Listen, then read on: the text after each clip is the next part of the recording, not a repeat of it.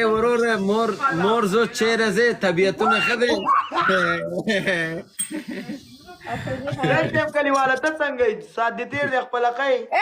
ولی ولای قمیص ته به خدا مرا دا لایک میبریز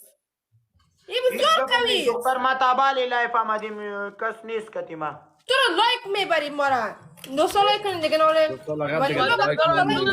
نبانش بیایی کنه حبیب الله است نبانش بیایی وطن دارا شامت اگه با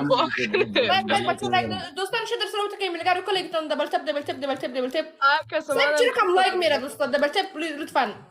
دبل تپ بچه دبل تپ دبل او تپ کنه تاکی دبل تپ کنی چرا لایک نمیکنین لایک کنین 3 نفر لایک کنین لایک همگیتون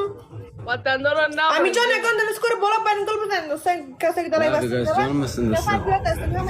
دختر جان شر نکنیش پنچر میشی سکرین تا چی طور است مردم نمیزنه بگو شیشه در سلامت که میلگارو نمیزنی ولی نمیزنی دبل تپ نمیکنی आपका double tape का कुमा دوستان لایک کنین لطفا همگی وطن دارا عزیز دلم راشد نبانش بیایی شوی خوارت آقا ممنون از لایکت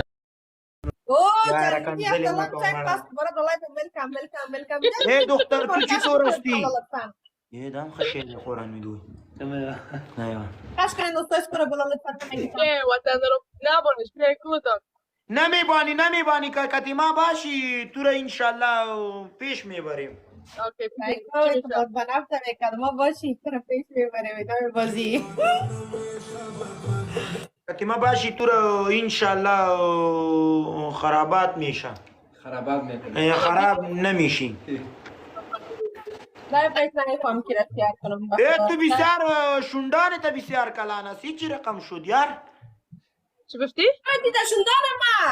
یس